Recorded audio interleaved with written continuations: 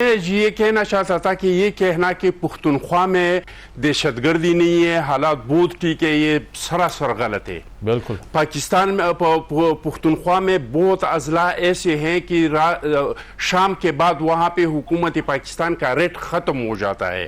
ہماری جتنی پولیس ہے، ہماری جتنی فورسز کے لوگ ہیں، وہ اپنے چوکیوں میں اندر چلے جاتے ہیں اور روڈوں پہ وہی لوگ دندناکی پھرتے ہیں، جس میں وزیر اعلیٰ، آئی جی پی اور گورنر کا آبائی علاقہ بھی شامل ہے کہ وہاں پہ بھی دن کے ٹائم پہ پختونخوا میں جو وزیر اعلیٰ کا علاقہ ہے، جو گورنر کا علاقہ ہے، جو آئی جی صاحب کا علاقہ ہے، اس میں رات کے وقت جو ہے پاکستان کا ریٹ ختم ہو جاتا ہے اور وہاں پہ کسی اور لوگوں کا حکومت بن جاتا ہے۔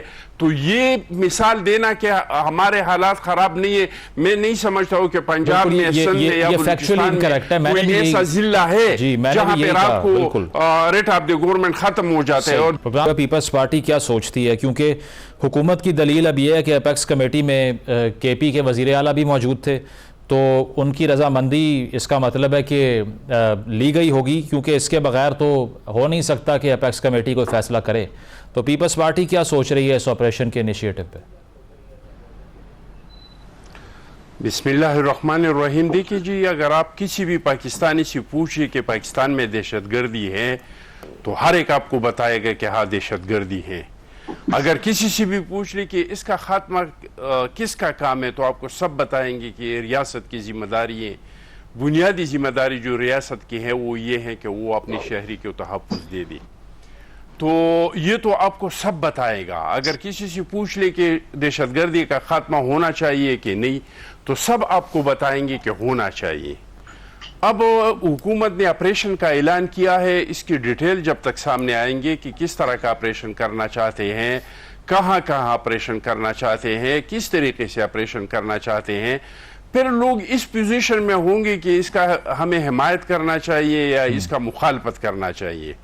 میں تو سمجھتا ہوں کہ چاہے آپ آپریشن کریں یا مذاکرات کریں، دونوں صورت میں اگر آپ پارلیمنٹ کو اعتماد میں لیں گے، آپ ملک کی سیاسی قیادت کو اعتماد میں لیں گے، آپ میڈیا، عدلیہ کو اعتماد میں لیں گے، آپ سول سوسائٹی کو اعتماد میں لیں گے تو پھر تو آپ کامیاب ہو جائیں گے۔ ویسے چٹان صاحب قطع کلامی کی معذرت، ابھی تک ہماری جتنی بھی مذاکرات ہوئی ہے اور ناکام ہوئی ہے، اس کی وجہ یہ ہے کہ یہ کمروں کے اندر ہوئی ہے۔ آپ کے پاس آئینی عہدے ہیں، آپ کے پاس بھی آپریشن کی ڈیٹیل نہیں ہے اب تک؟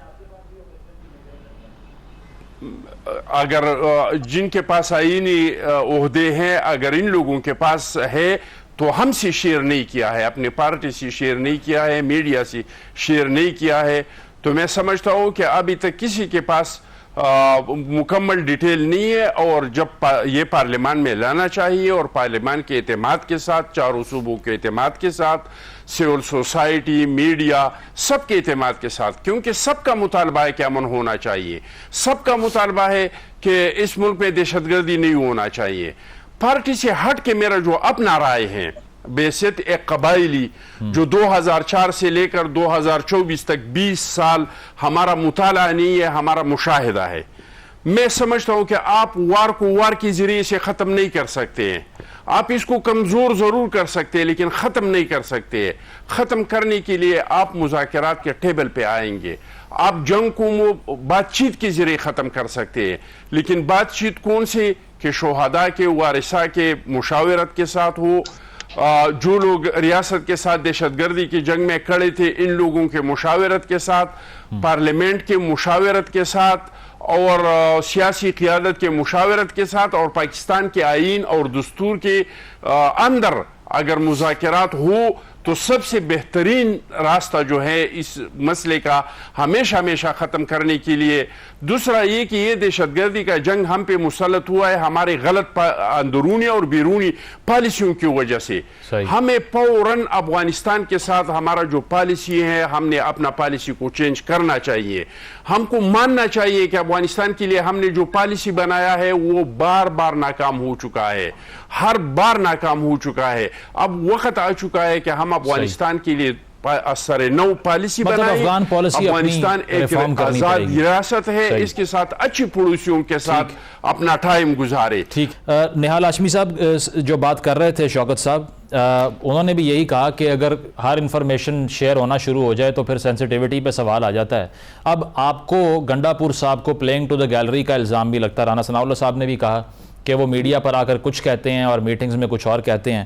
اپیکس کمیٹی کے اندر اعتراض نہیں تھا, میڈیا پہ اعتراض تھا, اب تو یہ ایکیوز کر رہے ہیں آپ کو. وہ دیکھیں علی امین گنڈا پور صاحب نے, وہ ایک ذمہ دار آدمی ہے, وزیر اعلیٰ ہے, وہ یہ کہہ رہے ہیں کہ صرف عزم پاکستان کا لفظ ضرور آیا ہے ایجنڈے کے اندر, اور یہ کہا گیا ہے کہ جی ملک میں دہشت گردی ختم ہونا چاہیے اور امن آنا چاہیے. یہ باقاعدہ سپیچ ہوئی ہے, لیکن یہ کہیں ذکر نہیں ہوا ہے کہ آپریشن ہوگا یا آپریشن ہو رہا ہے.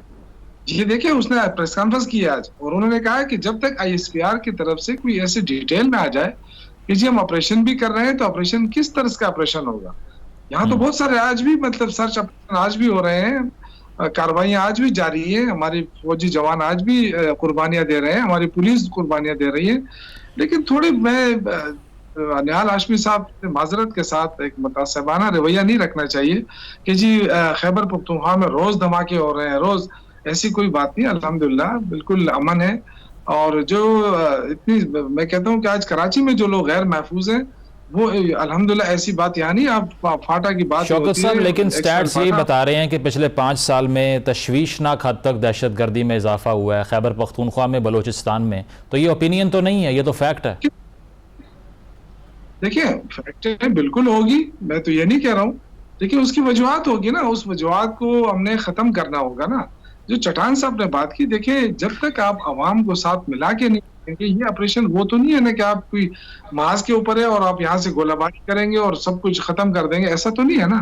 یہ تو آبادی کے اندر جا کے آپ نے تلاش کرنا ہوتا ہے, بڑی سخت مشکلات ہوتی ہیں, لیکن وہ تب ہوگا جب آپ کے ساتھ عوام, جس طرح انہوں نے سوات کی مثال دی, بالکل 100% میں ان کے ساتھ ایگری کرتا ہوں. صحیح. چٹان صاحب آپ کچھ کہنا چاہ رہے ہیں, آپ کامنٹ کر لیں, پھر میں نہال صاحب کی طرف جاتا ہوں.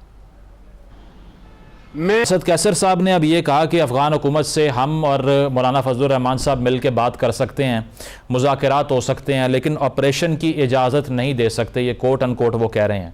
تو حکومت نے یہ محسوس نہیں کیا کہ کوئی اور آپشن بھی ہو سکتا ہے؟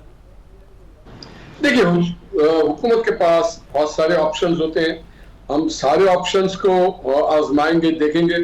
ہمارا جو بنیادی مسئلہ ہے وہ بنیادی مسئلہ یہ ہے کہ ریاست پاکستان کو امن دینے کے لیے حکومت پاکستان تو تمام آپشنز کو اڈاپٹ کرے گی.